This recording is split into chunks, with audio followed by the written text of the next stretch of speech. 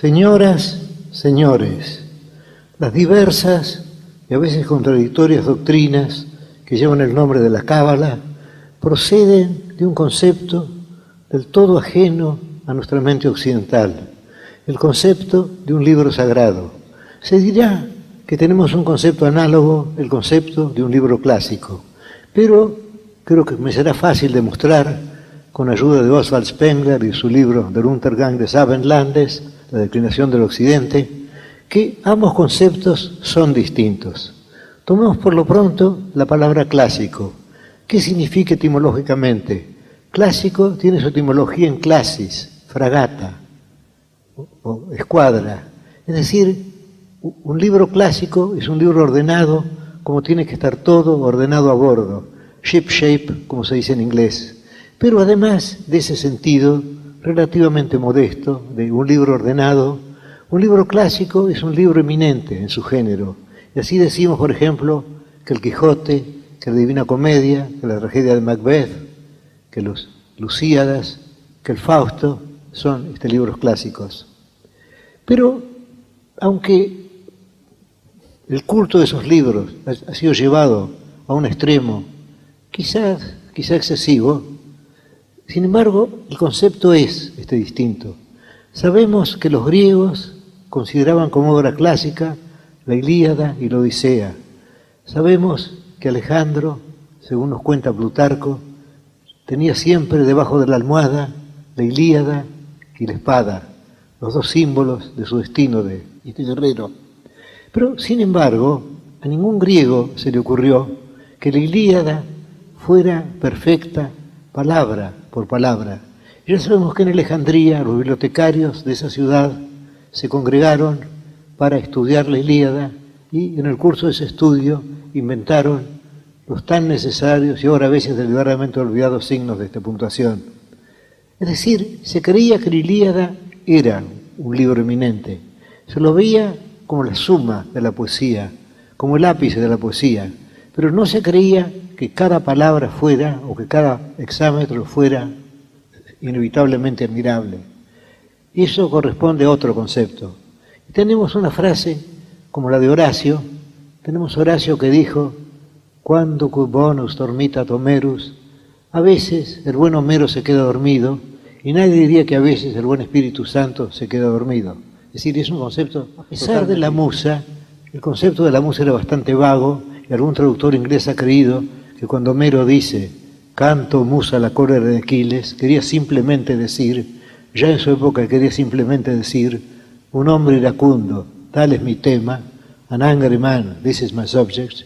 No se veía el libro como admirable letra por letra, se lo veía como cambiable y se lo estudiaba históricamente, se estudiaba y se estudian ahora, por ejemplo, se estudian esas obras de un modo filológico, de un modo histórico, se las sitúa dentro de un contexto, y el concepto de un libro sagrado es totalmente distinto. Pero antes de entrar en el estudio del concepto de un libro sagrado, que es necesario para la buena inteligencia de la Cábala, antes de eso, quiero decir que en la antigüedad el concepto de un libro no era el que es ahora entre nosotros. Ahora pensamos que un libro es un instrumento para justificar, para defender, para combatir, para exponer, para historiar una doctrina. En cambio, en la antigüedad no se tenía esa idea. Se pensaba que el libro era un sucedáneo de la palabra oral. Solo se lo veía así. Y recordemos aquel pasaje de Platón, en el cual Platón dice que los libros son como las estatuas o como efigies. Parecen ser seres vivos, pero cuando se les pregunta algo no saben contestar. Y para obviar esa dificultad inventó el diálogo platónico, en el cual se explora todas las posibilidades de este tema. Bueno, pues bien, tenemos también aquella carta, una carta muy linda y muy curiosa, que Alejandro de Macedonia le envía, según Plutarco, a Aristóteles. Aristóteles acaba de publicar, es decir, de hacer muchas copias en Atenas de su metafísica. Y Alejandro le envía una carta censurándolo, diciendo que ahora todos podrían saber lo que antes solo sabían los elegidos, Y Aristóteles le contesta, defendiéndose, pero sin duda con sinceridad, Aristóteles le contesta, mi tratado ha sido publicado y no publicado. Es decir, no se pensaba que un libro expusiera totalmente un tema. Se pensaba que un libro tendría que ser como una suerte de guía, algo que acompañara a una enseñanza oral. Y esto ya nos vincula, esta es la doctrina de la Cábala. Se pensaba eso de los libros. Tenemos también otros testimonios contra Homero, tenemos el de Heráclito, tenemos el de Platón también, es decir, esos libros eran venerados, pero no eran libros sagrados. Ese concepto es específicamente. Podemos también referirnos a Pitágoras. Es sabido que Pitágoras no dejó una línea escrita. Se conjetura que no lo hizo para no atarse a un texto escrito. Él quería que su pensamiento siguiera viviendo después de su muerte en la mente de sus discípulos. Y de ahí viene el Magister Dixit, que siempre se emplea mal. Magister Dixit no quiere decir el maestro lo ha dicho y queda cerrada la discusión. No, era lo contrario. Un pitagórico proclamaba una doctrina que quizá no estuviera en la tradición de Pitágoras. Por ejemplo, la doctrina del tiempo cíclico. Y cuando decían eso no está en la tradición, decía Magister Dixit, el maestro lo dijo. Y así eso le permitía innovar. Y Pitágoras había probado eso. Había pensado que los libros atan, o, para decirlo con palabras de la Escritura, que la letra mata, pero el espíritu vivifica. Bueno, tenemos esos ejemplos. Y ahora vayamos a lo contrario, vayamos a la idea de un sagrado, que es una idea típica del Oriente, y de la cual nos hemos apartado ahora, ya que es incompatible con nuestros hábitos mentales. Señala Spengler, en aquel capítulo de su Untergang des Abendlandes, consagrado a la cultura mágica, que el tipo de libro mágico sería el Corán. Ahora, ¿qué es el Corán? El Corán, para los ulemas, para los doctores de la ley musulmanes, no es un libro como los otros. Es un libro, esto es increíble, pero así es un libro anterior a la lengua árabe. Es decir, que no puede estudiarse históricamente o filológicamente, ya que es anterior a los árabes, es anterior a su lengua, es anterior al universo. Y ni siquiera se admite que el Corán sea una obra de Dios. No, el Corán es algo más íntimo y más misterioso.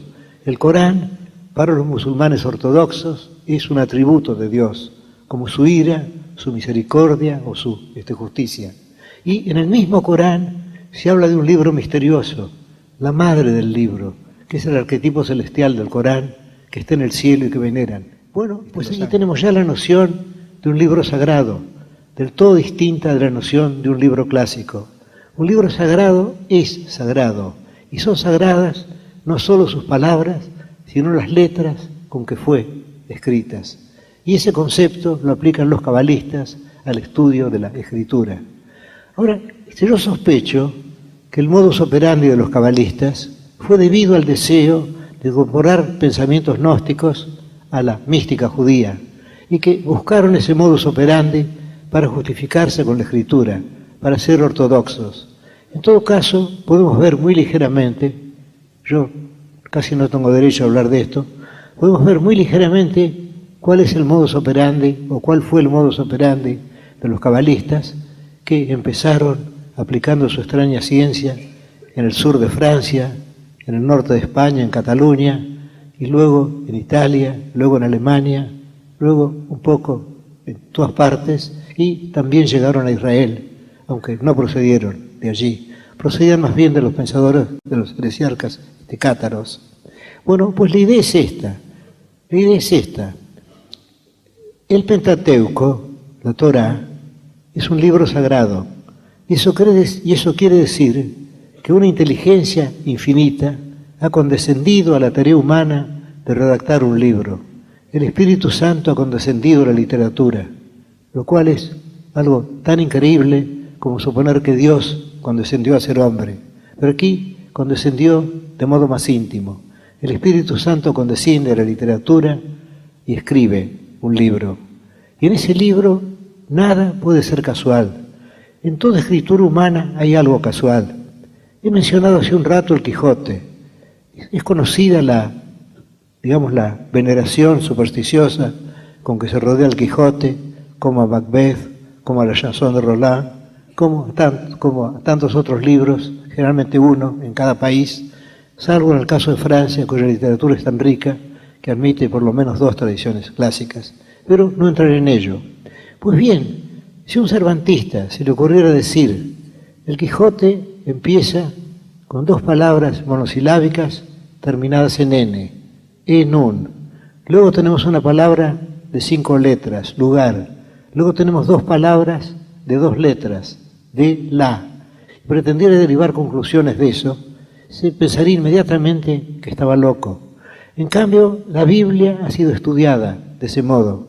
Se dice, por ejemplo, que empieza con la letra Beth, con la letra B, Bereshit bara Elohim. ¿Por qué? Dice, en el principio creó dioses, los cielos y la tierra. El verbo es singular y Dios es en plural. ¿Por qué empieza con la B? Porque la B es la letra inicial, según me dicen en hebreo, deben decir lo mismo que es en español. Y el texto no podía empezar con una letra que correspondiera a una maldición. Tenía que empezar con una. Y luego hay otra circunstancia muy curiosa que tiene que haber influido profundamente en la Cábala. Y la circunstancia de que Dios, cuyas palabras fueron el instrumento de su obra, según dice el gran escritor español Saavedra Fajardo, Dios cree el mundo mediante palabras. Es decir, Dios dice que la luz sea y la luz fue. Y de ahí se llegó a la conclusión de que el mundo fue creado por la palabra luz o por la entonación con que Dios dijo la palabra luz. Si hubiera dicho otra palabra con otra intonación, el resultado no habría sido la luz, habría sido otro. Y ahora llegamos a algo casi tan increíble como todo lo que yo he dicho hasta ahora, algo que tiene que chocar a nuestra mente occidental, que me choca a la mía, pero que es mi deber referir. Y es esto: cuando pensamos en las palabras, pensamos históricamente que las palabras fueron en un principio sonido y que luego llegaron a ser letras. En cambio, en la Cábala, la palabra quiere decir recepción, tradición. En la Cábala se supone que las letras son anteriores, es decir, que las letras fueron los instrumentos de Dios, no las palabras significadas por las letras. Es como si se pensara que la escritura, contra toda experiencia, fue anterior a la dicción de las palabras. Entonces llegamos así a la idea de que, como no hay nada casual en la escritura, todo tiene que ser determinado. Por ejemplo, el número de las letras. Y luego se inventan equivalencias entre las letras. Se la trata así y se inventan diversas leyes para leer la escritura. Por ejemplo, se puede tomar cada letra de la escritura y ver que esa letra es inicial de otra palabra. Entonces leer la otra palabra significada así por cada una de las letras del texto. O si no, pueden formarse 2 alfabetos. Uno, digamos, de A a L y otros de M a Z, o lo que fueran las letras hebreas para eso. Y luego se considera que las letras de arriba equivalen a las de abajo. O luego se puede leer el texto para usar una palabra griega, bustrofedón, es decir, de derecha a izquierda, luego de izquierda a derecha, luego de derecha a izquierda, y luego también pueden ensayarse, puede suponerse que las letras tienen un valor numérico. Y todo esto forma con una criptografía y todo puede ser descifrado y los resultados de esa criptografía son atendibles, ya que tienen que haber sido previstos por la inteligencia de Dios, que es infinita. Y se llega así. Ahora bien, yo sospecho que la doctrina fue anterior al modus operandi. Yo sospecho que ocurre con la Cábala lo que ocurre con la filosofía de Spinoza. Es decir, que el more geométrico, el orden geométrico, fue posterior. Y creo que los cabalistas tienen que haber estado influidos por los gnósticos de Alejandría, por los gnósticos siríacos, y que tienen que haber derivado su sistema del de ellos, y que luego, para que todo ello entroncara con la tradición hebrea, buscaron ese extraño método de descifrar letras. Pues bien, concluimos ahora con el curioso modus operandi de los cabalistas, que sin embargo está basado en una premisa lógica, la idea de que la escritura sagrada es un texto absoluto, y en un texto absoluto nada puede ser obra del azar. Es decir, volvamos al ejemplo del Quijote, si Cervantes hubiera sido el Espíritu Santo, entonces el hecho de empezar con un monosílabo terminado en N, en, y luego pasar a otro terminado en N también, un, y luego lugar, 5 letras, y luego de la, otra vez 4, todo eso no era casual, porque nada puede ser casual en un texto absoluto. Desde luego no hay textos absolutos, en todo caso, los textos humanos no lo son. Es sabido que en la prosa se atiende más al sentido de las palabras, en cambio en el verso se atiende más al sonido, prima uno sobre otro, pero en un texto redactado por una inteligencia infinita, en un texto redactado por el Espíritu Santo, ¿por qué suponer algún desfallecimiento? ¿Por qué suponer alguna grieta? Todo tiene que ser fatal. Y de esa fatalidad, los cabalistas, a fuerza de transponer letras, de leer oblicuamente el texto, de leerlo bustrofedón, como he dicho, de derecha a izquierda, de izquierda a derecha y luego derecha a izquierda otra vez, luego de modificar unas letras por otras y luego también de buscar el sentido simbólico de las palabras, con todo esto dedujeron ese sistema que se llama la Cábala. Y ese sistema estaba justificado, porque si la Sagrada Escritura no es una escritura infinita, entonces ¿en qué se diferencia de tantas escrituras humanas? ¿En qué difiere el libro de los jueces o el libro de los reyes de un libro de historia? ¿En qué difiere el cantar de los cantares de un poema? ¿En qué difieren otros libros? No, hay que suponer que todo tiene infinitos sentidos. Y aquí volvemos sobre aquella sentencia de Scott Orígena, que dijo que la Biblia, que la Escritura tenía infinitos sentidos, como el plumaje tornasolado de un pavo real, y aquella otra en que se supone que hay 4 sentidos en la Escritura, que es lo que Dante atribuyó a su obra también. Tenemos pues un texto con infinitos sentidos y tenemos además un sistema que se dedujo de esa lectura, salvo que yo creo que el sistema fue anterior a la lectura. La lectura se inventó después para justificar el sistema, ya que no es natural que la gente haya empezado por criptografías, por escrituras cifradas, y luego hayan llegado al sistema, que es más o menos este. El sistema podría enunciarse así. Tenemos en el principio un ser que puede parecerse al Dios de Spinoza, salvo que el Dios de Spinoza es infinitamente rico, y en cambio el En Sof, o lo ilimitado, vendría a ser para nosotros infinitamente pobre. Se trata de un ser primordial, y de ese ser no podemos decir que existe, porque si decimos que existe, entonces también las estrellas existen, también los hombres existen, también las hormigas existen. ¿Y cómo pueden ir a participar de esa misma categoría? No, ese ser primordial no existe. Tampoco podemos decir que piensa, porque pensar es un proceso lógico, se pasa de una premisa a una conclusión. Tampoco podemos decir que quiere, porque querer una cosa es sentir que esa cosa nos falta. Tampoco podemos decir que obra, el En Sof no obra, porque obrar es proponerse un fin y luego ejecutarlo. Y además, si el En Sof es infinito, diversos cabalistas lo comparan con el mar, que es un símbolo del infinito. Si el En Sof es infinito, ¿cómo puede querer otra cosa? ¿Y qué otra cosa podría crear sino otro ser infinito que se confundiría con él? Tenemos pues ese ser, el En Sof infinito, y luego, ya que es necesario la creación del mundo, ya que desdichadamente es necesaria la creación del mundo, tenemos 10 emanaciones, las Sefirot, que surgen de él, que son irradiadas por él, pero que no son posteriores a algo de muy difícil comprensión, la idea del En Sof eterno, que siempre ha tenido esas 10 emanaciones, y esas 10 emanaciones emanan una de otra, y forman 10, y aquí el texto nos dice que corresponden a los dedos de la mano. Pues bien, tenemos una primera emanación que se llama la corona. Esa viene a ser como un rayo de luz que surge del En Sof. Un rayo de luz que no disminuye al En Sof. El En Sof no puede ser disminuido.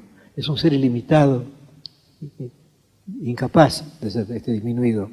Pues bien, surge esa primera emanación, de esa primera que se llama la corona, surge otra, de esa otra, decía de completar el número de 10. Y cada emanación es tripartita, cada emanación, cada séfira es una tríada, en la cual pueden distinguirse 3 partes. Una, aquella por la cual se comunica con el ser superior. Otra, que es la central, lo esencial, y otra con la cual se comunica con la emanación inferior. Y así llegamos a 10 sefirot, y las 10 constituyen un hombre que se llama el Adán Kadmon, el hombre arquetipo. Y ese hombre está en el cielo, y nosotros somos reflejos de ese hombre celestial. Y de ese hombre, de esas primeras 10 emanaciones, emana un mundo, emana otro, y así hasta 4 mundos. Y el tercero es nuestro mundo material, y el cuarto es el mundo infernal. Y todos ellos están incluidos en el Adán Kadmon, que es el arquetipo del hombre, en el cual están el hombre y su microcosmo, todas las cosas. Bueno, aquí tenemos el sistema, más o menos. Pero ese sistema no es, yo creo, una pieza de museo de la historia de la filosofía.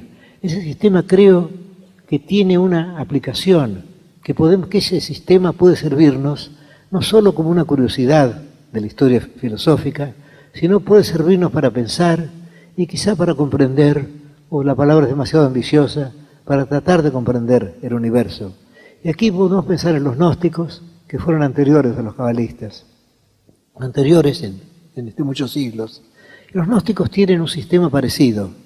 Tienen un Dios, y ese Dios es indeterminado. Y de ese Dios, que se llama el pleroma, esta plenitud, emana otro Dios. Estoy siguiendo la versión o perversión de Ireneo, obispo de León. Bueno, pues de ese Dios, de esa emanación, emana otra, de esa otra, y cada una de ellas constituye un cielo.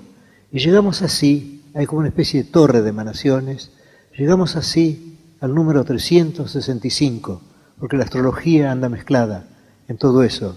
Y cuando llegamos a la emanación, a la última, aquella en que la parte de divinidad tiende a 0, entonces allí nos encontramos con el Dios que se llama Jehová y que crea el mundo. Y que crea el mundo, ¿por qué crea este mundo tan lleno de errores, tan lleno de horror, tan lleno de pecados, tan lleno de dolor físico, tan lleno de sentimiento de culpa, tan lleno de crímenes? ¿Por qué? Porque la parte de la divinidad ha ido disminuyéndose. Y cuando se llega a Él, ya la parte de divinidad es muy poca y crea este mundo falible. Y tenemos exactamente el mismo mecanismo en las 10 sefirot y en los 4 mundos que van creando. Pero esas emanaciones, a medida que se alejan del Ein Sof, de lo ilimitado, del oculto de los ocultos, como lo llaman en su lenguaje figurado los cabalistas, esas emanaciones van perdiendo fuerza y llegamos al fin a la que cree este mundo en el que estamos nosotros, tan llenos de errores, tan fáciles para la desdicha, tan momentáneos en la dicha. Bueno, ese es nuestro mundo. Y creo que esa idea no es una idea absurda, es una idea que podemos tomar. Porque aquí estamos enfrentados con un problema eterno, que es el problema del mal. Es un problema que ya está tratado espléndidamente, deslumbradoramente, en el libro de Job, que según Freud es la obra mayor de toda la literatura, de las literaturas. Ustedes recordarán la historia de Job. Job, el hombre justo perseguido, el hombre que quiere justificarse ante Dios, el hombre condenado por sus amigos, el hombre que cree haberse justificado, y al final Dios le habla desde el torbellino, y Dios le dice que Él está más allá de las medidas humanas. Y toma 2 curiosos ejemplos, que son el elefante y la ballena. Y dice que Él los ha creado. Y debemos sentir, esto lo observó Max Brod, que el elefante y la ballena, Behemoth, cuyo nombre es plural, los animales, porque es tan grande que tiene un nombre plural, y luego Leviatán, la ballena, o puede ser el cocodrilo también, no importa, o puede no ser ninguno, pueden ser 2 monstruos. Bueno, pues Él dice que Él es tan incomprensible como esos monstruos, que Él no puede ser medido por los hombres. Y a eso llega también Spinoza. Spinoza dice que atribuir atributos humanos a Dios es como si un triángulo dijera que Dios es eminentemente, es decir, de un modo superior, triangular. Y que si nosotros decimos que Dios es justo, que Dios es misericordioso, que Dios es bueno, es tan antropomórfico como si dijéramos que Dios tiene cara, o tiene ojos, o tiene manos. Tenemos pues una divinidad superior y tenemos otras emanaciones inferiores. Emanaciones parece la palabra más inofensiva para que Dios no tenga la culpa, para que la culpa sea, como dijo Schopenhauer, no del rey, sino de los ministros. Y que esas emanaciones, y ahora veamos algunas defensas del mal que se han intentado. Tenemos la defensa clásica de los teólogos, que es decir que el mal es negativo. Decir, por ejemplo, que el mal es simplemente la ausencia del bien. Pero esto, para todo hombre sensible, es evidentemente falso. Creo que un dolor físico cualquiera, un dolor de muelas, por ejemplo, es tan vívido o más vívido que cualquier placer. Y creo que la desdicha no es simplemente la ausencia de dicha, es algo positivo. Cuando somos desdichados lo sentimos como una desdicha. Y luego hay otros argumentos, por ejemplo, hay uno muy elegante, pero muy falso de Leibniz, para defender la existencia del mal. Él dice, imaginemos dos bibliotecas. La primera biblioteca está hecha de 1000 ejemplares de la Eneida, que se supone un libro perfecto y que acaso de algún modo lo es. Y la otra biblioteca contiene 1000 libros de valor heterogéneo, entre los cuales está la Eneida. ¿Cuál de las dos bibliotecas es superior? Evidentemente la segunda. Entonces él llega a la conclusión de que el mal es necesario para la variedad del mundo. Y otro ejemplo que suele tomarse es el de un cuadro hermoso, digamos una tela de Rembrandt, por ejemplo. Y en esa tela hay fracciones, hay lugares oscuros, y esos lugares pueden corresponder al mal. Pero Leibniz parece olvidar, cuando toma este ejemplo de las telas o de los libros, que una cosa es que haya malos libros en una biblioteca y otra cosa es ser esos libros. Y si nosotros somos uno de esos libros, estamos condenados al infierno. En la Cábala también el infierno corresponde al mundo inferior y luego arriba está el mundo humano y luego el mundo material.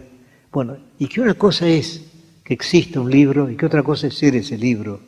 Y no todos tienen el éxtasis, y no sé si siempre lo tuvo, de Kierkegaard, que dijo que si en el universo había una sola alma en el infierno, que si el infierno estuviera habitado por una sola alma y le tocara a él ser esa alma necesaria para que en el mundo hubiera todo, necesaria para la variedad del mundo, él cantaría desde el fondo del infierno la alabanza del Todopoderoso. Si es fácil sentirse así.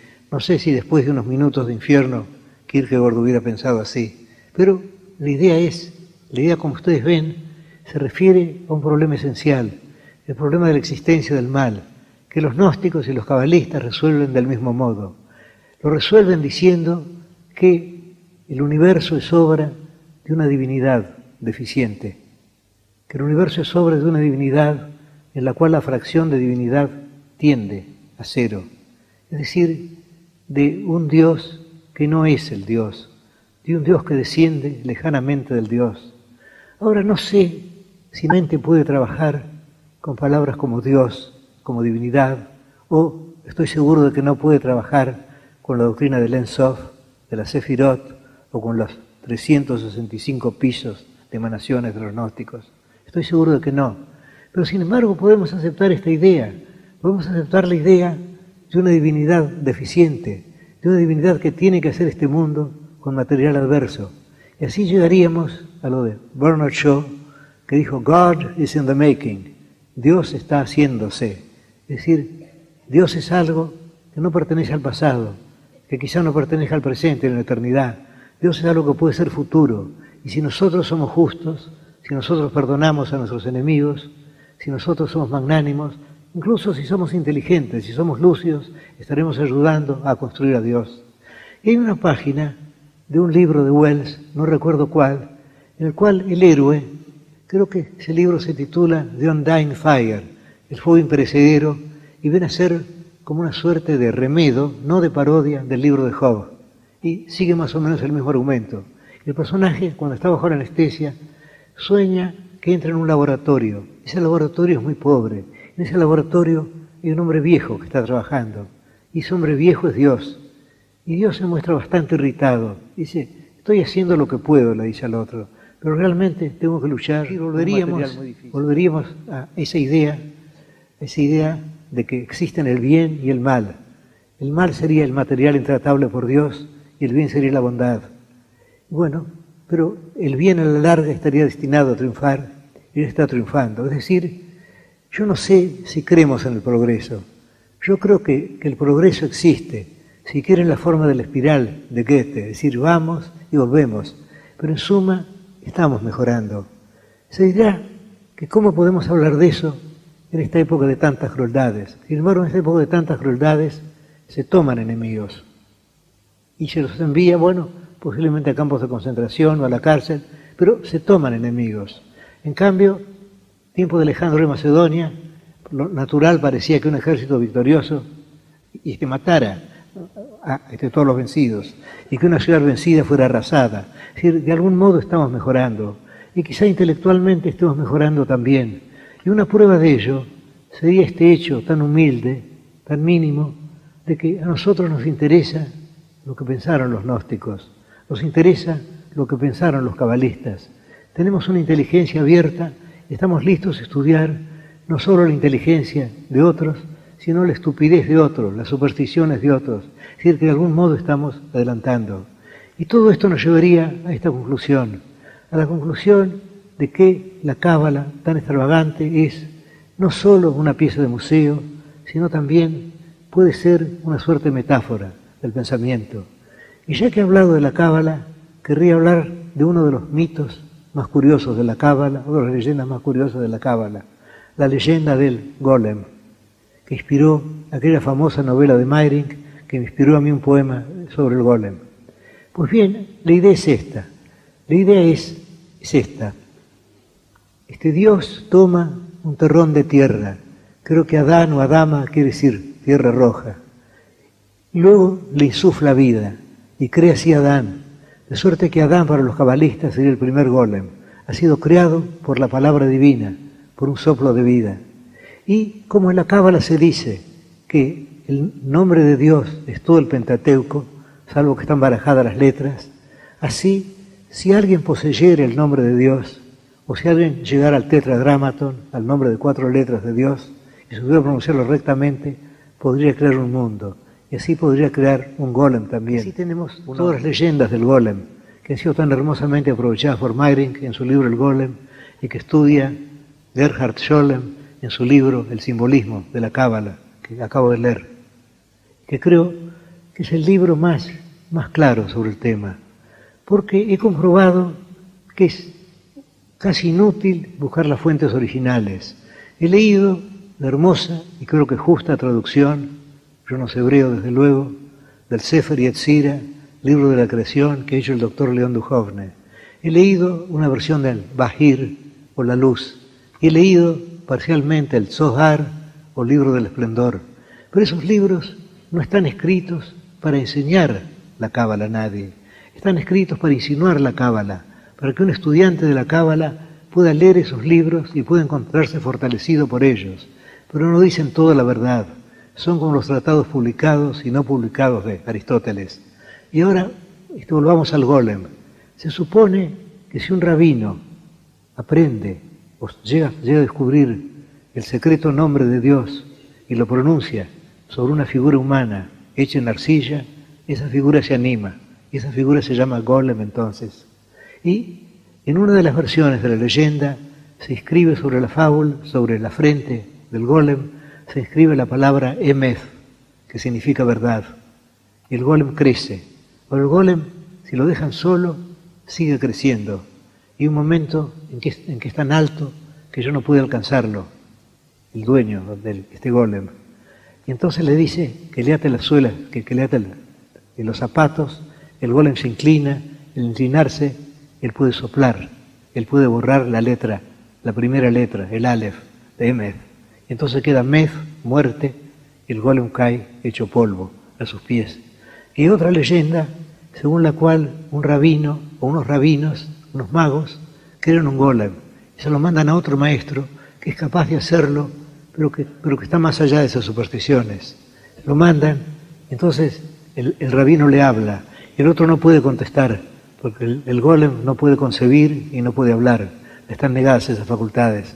El golem no contesta, y entonces el rabino le dice: eres creado por los magos, vuelve a tu polvo, el mago y el golem cae deshecho a sus pies. Y hay otra leyenda, esta está narrada por Scholem en su libro sobre el simbolismo de la Cábala, en la cual se logra, mediante mucho trabajo, son muchos discípulos, un solo hombre no puede estudiar o comprender el Sefer Yetzir, el libro de la creación, se logra crear un golem. Pero ese golem nace, curiosamente, con un puñal en la mano. Y les dice y les pide a quienes lo han hecho que lo maten. Porque, dicen ellos, porque les dice él, si yo vivo, puedo ser adorado como un ídolo. Y ya se sabe que la idolatría para el Israel, como para el protestantismo, es uno de los máximos pecados. Y entonces ellos matan al golem. Bueno, he referido aquí algunas leyendas, pero querría volver a lo primero, a esa doctrina que no me parece disparatada, que me parece atendible, de que en nosotros hay una partícula de divinidad, pero que este mundo evidentemente no puede ser la obra de un Dios todopoderoso y de un Dios justo, pero que depende de nosotros el salvar esa parte de divinidad. Y esa sería la enseñanza que la Cábala tiene para nosotros ahora, más allá de ser una curiosidad que estudian los historiadores o los gramáticos. Muchas gracias.